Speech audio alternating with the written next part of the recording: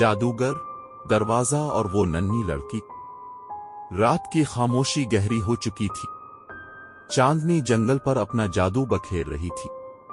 ایسے میں ایک پرانا جادوگر نیلے چوغے میں ملبوس ایک چمکتی ہوئی غار کے سامنے کھڑا تھا۔ ہوا میں نمی تھی اور اس کے ارد گرد دھند ناچ رہی تھی۔ اسی وقت ایک ننھی بچی ہاتھ میں لالٹین لیے جنگل میں داخل ہوئی۔ اس نے سرخ فراق پہن رکھا تھا اور اس کی آنکھوں میں ہلکی سی چمک تھی۔ وہ آہستہ آہستہ چلتی رہی جیسے کسی نامعلوم منزل کی طرف جا رہی ہو۔ اچانک آسمان سے ایک سفید الو نیچے اترا۔ اس کے پر روشنی میں چمک رہے تھے اور اس کے ارد گرد چمکتی دھول سی اڑ رہی تھی۔ لڑکی نے حیرت سے الو کو دیکھا اور الو نے جیسے آنکھوں ہی آنکھوں میں اسے راستہ دکھایا۔ جادوگر نے آسمان کی طرف دیکھا اور آہستہ سے ایک کتاب ہوا میں بلند ہوئی۔ اس کے صفحات خود بخود پلٹنے لگے اور ہر صفحے سے چمکتی روشنی اور چنگاریاں نکلنے لگے۔ لڑکی اور جادوگر اب ایک دوسرے کے پاس کھڑے تھے۔ ان کے سامنے ایک جادوئی دروازہ ہوا میں تیر رہا تھا۔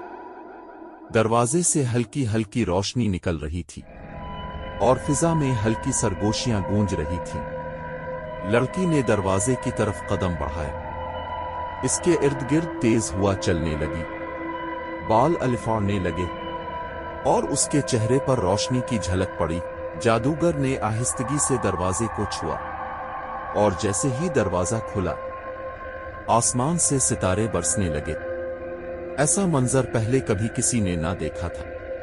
لڑکی نے الو کی طرف دیکھا اور وہ دونوں ایک ساتھ اس جادوئی دروازے میں داخل ہو گئے۔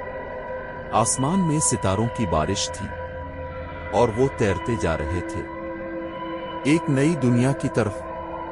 کچھ لمحوں بعد وہ ایک جادوئی جزیرے پر پہنچے۔ یہ جزیرہ ہوا میں تیر رہا تھا۔ وہاں چمکتے ہوئے بڑے بڑے مشروم تھے اور آبشار فضا میں بہہ رہے تھے۔ لڑکی حیرت سے ارد گرد دیکھ رہی تھی کہ اچانک ایک سنہرا تاج ہوا میں تیرتا ہوا آیا۔ تاج سیدھا لڑکی کے سامنے آ کر رک گیا۔